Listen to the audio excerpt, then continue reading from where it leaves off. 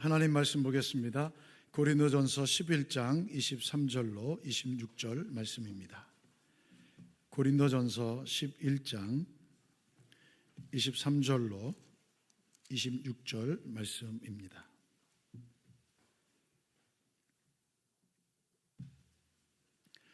고린도전서 11장 23절로 26절 말씀 제가 봉독해 올립니다. 내가 너희에게 전한 것은 주께 받은 것이니 곧 주 예수께서 잡히시던 밤에 떡을 가지사 축사하시고 떼어 이르시되 이것은 너희를 위하는 내 몸이니 이것을 행하여 나를 기념하라 하시고 식후에 또한 그와 같이 잔을 가지시고 이르시되 이 잔은 내 피로 세운 새 언약이니 이것을 행하여 마실 때마다 나를 기념하라 하셨으니 너희가 이 떡을 먹으며 이 잔을 마실 때마다 주의 죽으심을 그가 오실 때까지 전하는 것이니라. 아멘. 할렐루야. 우리 전후좌우 계신 분들과 함께 인사할까요? 사랑합니다. 축복합니다.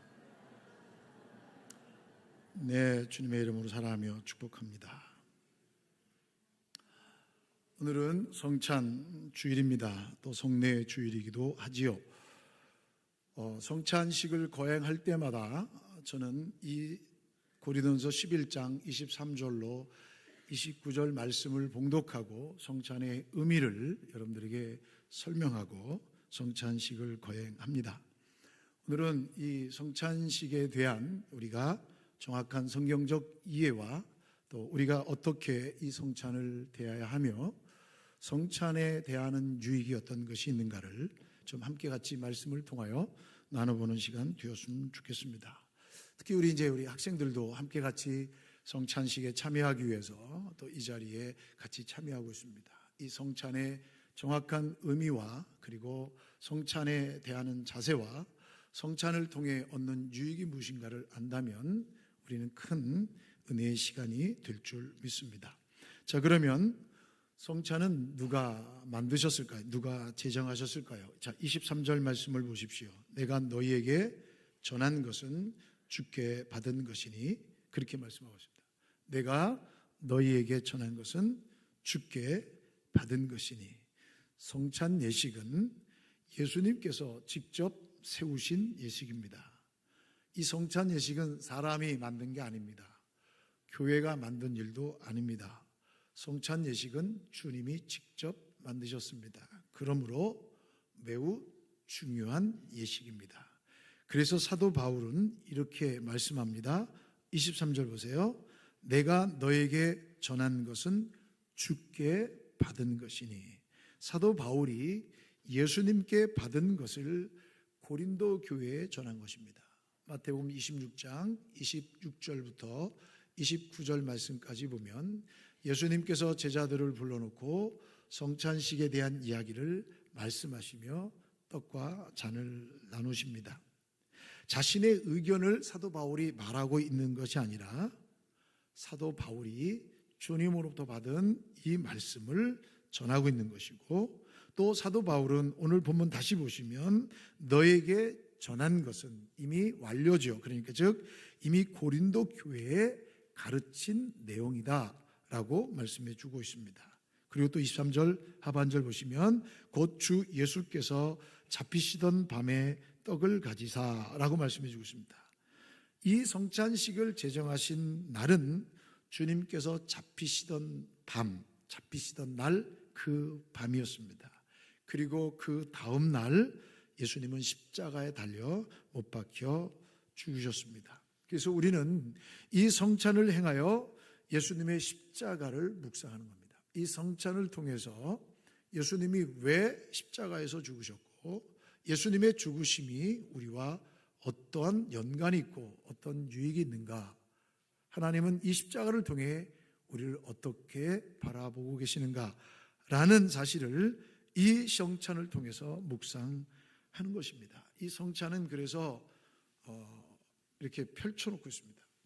예전에는 성찬식에 이렇게 뚜껑도 덮고 또 성찬볼을 덮어놔서 그 앞에 나를 기념하라 빨간색 글씨로 쓴 성찬볼을 덮어놨습니다.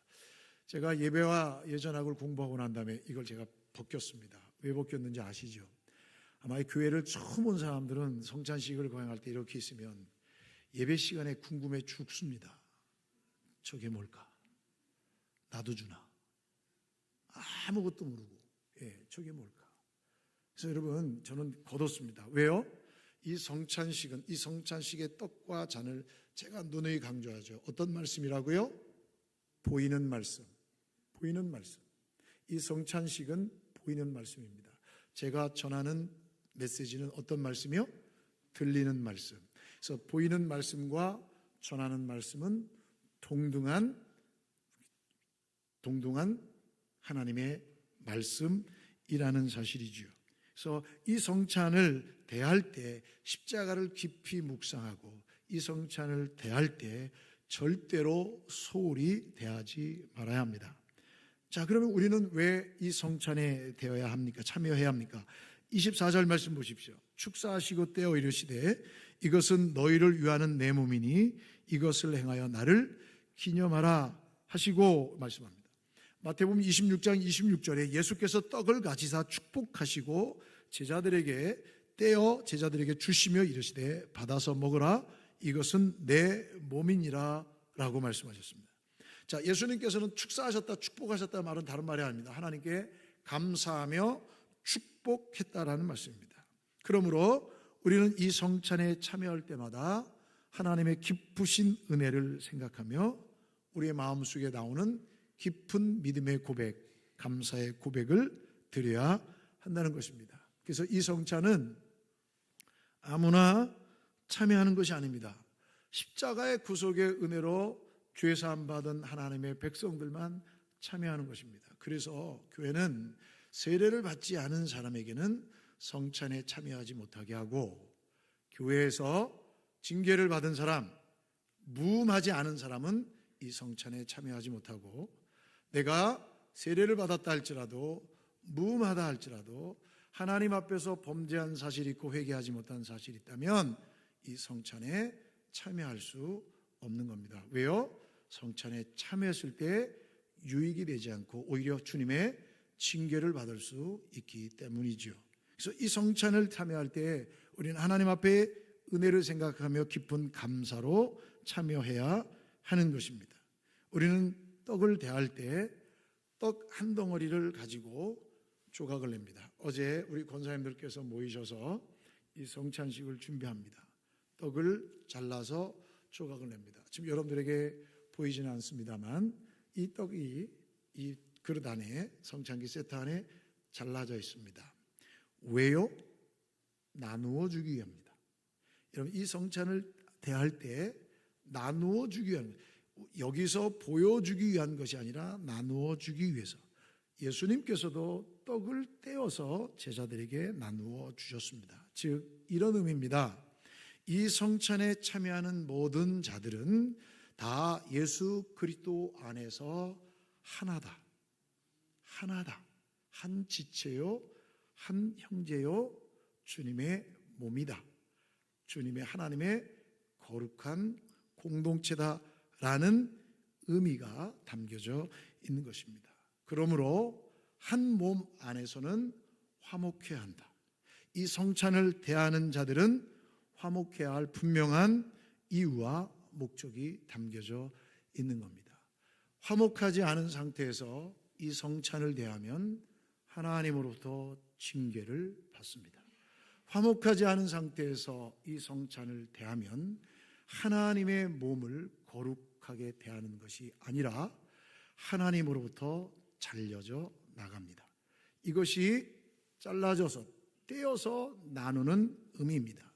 저는 누가 화목한지 화목하지 않은지는 알 수 없습니다. 본인은 알 수 있습니다. 그러나 하나님께서는 정확히 그들의 심령과 태부를 보시기 때문에 누가 거짓하고 있는지, 누가 속이고 있는지는 하나님께서 다 아신다는 사실입니다. 그리고 예수님께서 이것은 너희를 위하는 내 몸이니 라고 말씀해 주셨습니다. 예수님께서 이 땅 가운데 육신을 입고 오셨습니다. 왜 예수님이 이 땅 가운데 육신의 몸을 입고 오셨습니까? 우리를 위함입니다. 인간 세상 안에서는 도저히 인간의 죄 문제를 해결해 줄 수 없기 때문에 인간 세상 바깥에서 세상 안으로, 우리의 세상 안으로 들어오셔야만 합니다. 그래서 하나님께서 하늘보좌를 버리시고 낮고 천한 인간의 모습으로 이 땅에 오신 것입니다. 우리의 죄를 대속해 주시기 위해 십자가에 대속물로 죽으시기 위해 예수님이 몸을 입고 이 땅에 오셨습니다. 왜 하늘보좌를 버리시고 오셨습니까? 우리를 위해서입니다. 왜 죄 없으신 예수님께서 십자가에서 죽으셨습니까? 우리를 위해서입니다. 나를 위해서입니다. 나를 위해 찢기시고 나를 위해 피 흘려 주신 주님을 잊지 말아야 합니다. 그 몸을 대하는 우리 모두는 하나다라는 것을 잊지 말아야 합니다. 누가 이 성찬을 참여한다고요?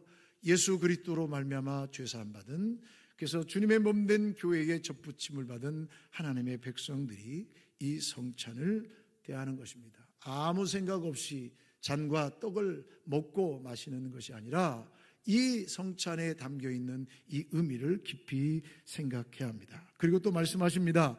나를 기념하라 라고 말씀합니다. 기념하라는 명심하라, 회상하다, 이런 의미입니다. 즉 예수님의 십자가의 죽음에 대한 기억입니다. 왜 예수님은 십자가에서 죽으셔야 했는가? 내 죄 때문에.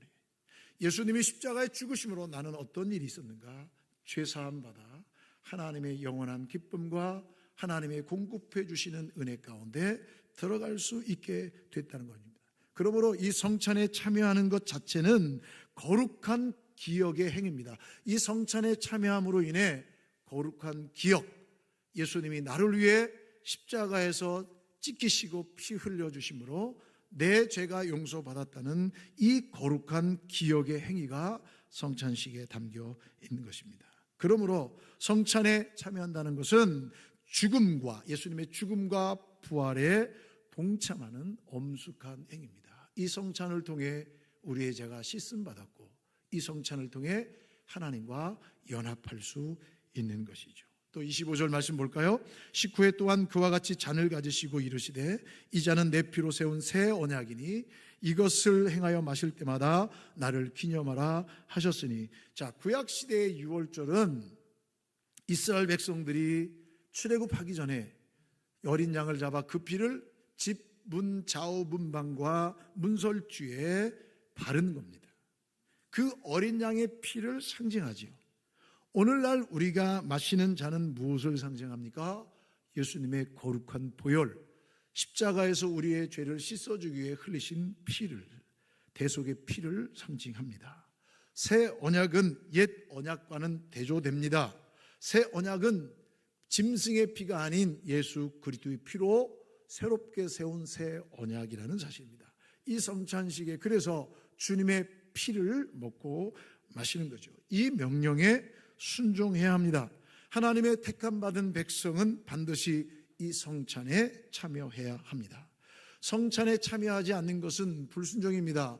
내가 하고 싶다고 해서 하는 것이 아니고 하기 싫다고 해서 참여하지 않는 것이 아니라 하나님의 거룩하신 부르심, 하나님의 거룩하신 회복의 은혜를 기억한 자, 경험한 자가 참여하는 것이 바로 이 성찬 예식입니다. 만약 이 성찬에 참여할 수 없다면, 이 성찬에 참여할 수 없다면 예수 그리스도의 십자가의 보혈의 공로, 곧 죄 씻음의 복, 그래서 하나님과 연합되는 하나님의 자녀로서 살아가는 풍성한 그 은혜를 누리지 못하게 되는 것입니다. 물론 여러분, 이 성찬 예식은 예배 때마다 시행되는 것이 맞습니다만 여러 가지 환경과 상황 때문에 우리는 그렇게 하지 못합니다. 그래서 많은 사람들이 대수롭지 않게 생각합니다. 지금 한 번 안 먹지 뭐 6개월 뒤에 또 할 텐데. 여러분 죄송합니다. 6개월 뒤에 또 할 텐데가 아니라 6개월 동안이나, 아니 성찬에 참여할 때까지 예수 그리스도의 십자가의 보혈로 죄 씻음 받은 기쁨과 감사와 은혜, 죄 씻음을 받아 하나님과 연합되어 하나님 안에서 누리는 은혜와 복을 경험하지 못하게 된다는 겁니다. 얼마나 무서운 건지 아십니까? 수찬 정진은 그만큼 무서운 징벌입니다. 하나님의 공동체에서 떨어져 나가는 것이고 주님의 몸에서 떨어져 나가는 것이라는 사실을 잊지 마셔야 합니다. 그러므로 우리는 이 성찬을 대할 때 항상 교회는 다음 주에 성찬식이 있습니다 공고를 합니다. 왜요? 한 주 동안 거룩한 하나님의 자녀로서 준비해 이 성찬에 대할 때 부끄러움이 없고 하나님의 거룩함에 참여하는 은혜가 내게 주심을 감사하며 한 주간 우리가 정숙하게 거룩하게 살아가라고, 그리고 이 성찬을 대하라고 일주일 전에 광고를 내는 겁니다. 이 성찬에 참여하는 것이 그만큼 깊은 뜻과 의미가 있다는 사실입니다. 그리고 26절 말씀 보십시오. 너희가 이 떡을 먹으며 이 잔을 마실 때마다 주의 죽으심을 그가 오실 때까지 전하는 것이니라.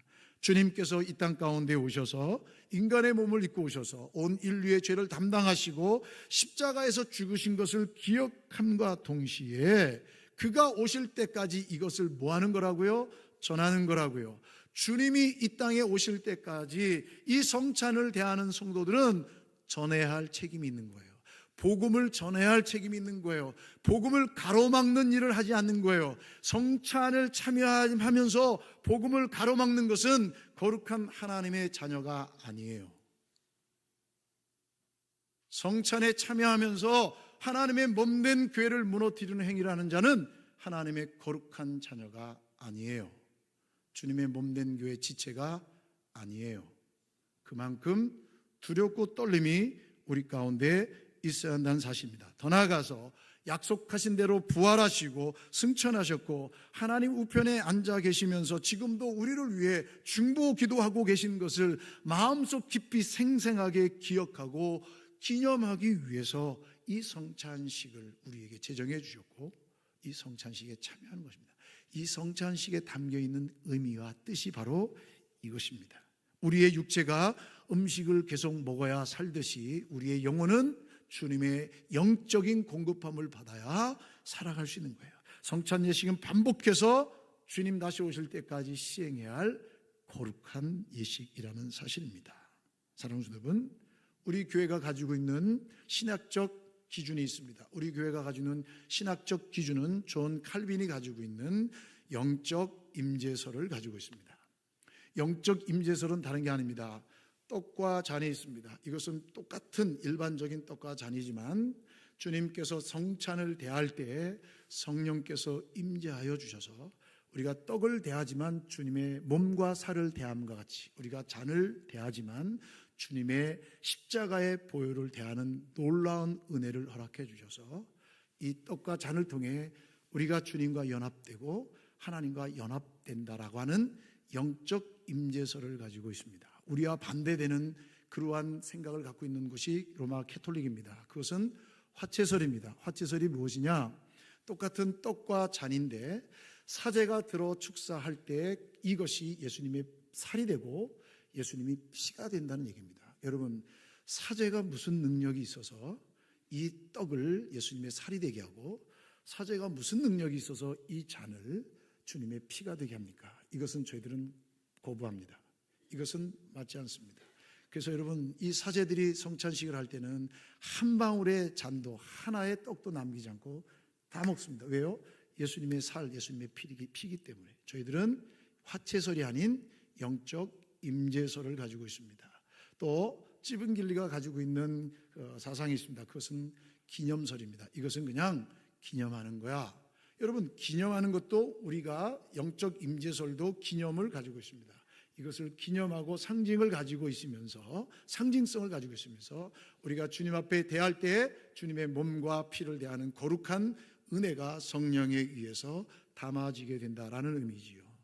또 루터의 공제설이 있습니다. 루터의 공제설은 다른 게 아닙니다. 이것이 그냥 똑같이 본질적으로는 똑같습니다. 변하지 않습니다. 그런데 우리가 이 떡을 대할 때 동시적으로 물질적인 몸이 임재한다, 그렇게 얘기하는 겁니다. 우리는 그게 아니고 성령께서 오셔서 영적으로 임재하셔서 우리 가운데 이 놀라운 은혜를 주신다는 사실을 믿습니다. 그리고 이 성찬식은 떡과 잔입니다. 요한복음 6장 33절 하나님의 떡은 하늘에서 내려 세상에 생명을 주는 것이라. 6장 35절 예수께서 이르시되 나는 생명의 떡이니 내게 오는 자는 결코 줄이지 아니할 터이요. 주님께서 분명히 말씀하셨습니다. 나는 위로부터 태어났고 너희는 아래서부터 났다. 무슨 얘기입니까? 주님은 하늘 보좌를 버리시고 낮고 천한 인간의 모습으로 이 땅에 오셨습니다. 왜요? 십자가에서 우리를 대속해 죽으시려고. 그 예수님이 떡이다. 하늘로부터 내려온 떡이다. 예수님께서 나는 생명의 떡이다. 내가 하나님인데 너희들을 위해 내 몸을 찢겨 십자가의 죽음으로 너희 죄를 대속해 주러 왔다라고 말씀한 것입니다. 요한복음 6장 51절 나는 하늘에서 내려온 살아있는 떡이니 사람이 이 떡을 먹으면 영생하리라. 내가 줄 떡은 곧 세상의 생명을 위한 내 살이라 하시니라라고 말씀해 주고 있습니다. 내 살은 참된 양식이라고 또 55절 말씀해 주고 있습니다. 여러분, 이 떡은 주님의 살입니다. 주님의 몸입니다. 사람의 영혼은 하늘로부터 내려온 생명의 떡이신 예수님을 영접하고 믿어야 영생을 선물로 받습니다. 또 요한복음 6장 35절 하반절 나를 믿는 자는 영원히 목마르지 아니하리라. 요한복음 6장 55절 내 피는 참된 음료로다 라고 말씀해 주고 있습니다. 우리의 영혼은, 인간의 영혼은 예수 그리스도의 보혈의 피로만 살아납니다. 즉 우리의 영혼, 사람의 영혼은 예수님의 피로 씻음 받아야 다시 살아날 수 있는 것입니다. 그래서 주님의 살과 주님의 피를 마시는 자는 영원히 죽지 않는다라고 말씀해 주고 있습니다. 그러므로 이 성찬을 대하는 주님의 성도들의 자세는 주님의 몸과 주님의 피를 대하는 거룩함이 있어야 합니다. 그런데 고린도 교회 성도들은 이 성찬을 소홀히 여겼습니다. 소홀히 여기다가 하나님의 징계를 받은 사람이 적지 않았다는 사실입니다. 17절 말씀 보십시오. 내가 명하는 이 일에 너희를 칭찬하지 아니하나니 자 내가 너희들을 칭찬하지 않겠다. 이는 너희의 모임이 유익이 못되고 도리어 해로움이라. 너희 교회 모임 자체가 해로움이다. 먼저 너희가 교회에 모일 때 너희 중에 분쟁이 있다함을 듣고 어느 정도 믿거니와 너희 중에 파당이 있어야 너희 중에 옳다 인정함을 받는 자들이 나타나게 되리라. 파당 짓고 나눠져서 우리 파에 들어오지 않으면 너는 우리의 공동체가 될 수 없어 라는 일들이 있다는 얘기입니다. 20절 그런즉 너희가 함께 모여서 주의 만찬을 먹을 수 없으니 만찬을 먹을 수 없는 그들의 조건이 있습니다. 뭡니까? 분쟁과 파당이었습니다. 주님 안에서 하나임을 명심하고 하나 되게 하신 것을 기억하며 이 성찬에 참여해야 되는데 고린도 교회 성도들은 그런 것들을 아랑곳하지 않고 분쟁하거나 분당하는 상황 속에서 이 성찬을 대했습니다. 그럴 때라면 회개하고 성찬에 참여해야 되는데 그렇게 하지 않았다는 것입니다. 만약 그렇게 하지 않을 때는 어떤 일이 생깁니까? 27절 말씀 보십시오. 그러므로 누구든지 주의 떡이나 잔을 합당하지 않게 먹고 마시는 자는 주의 몸과 피에 대하여 죄를 짓는 것이니라. 사람이 자기를 살피고 그 후에야 이 떡을 먹고 이 잔을 마실지니 주의 몸을 분별하지 못하고 먹고 마시는 자는 자기의 죄를 먹고 마시는 것이니라 라고 말씀하면서 그 이후에 하나님 앞에 징계를 받은 사람들이 적지 않았음을 기록해 주고 있습니다.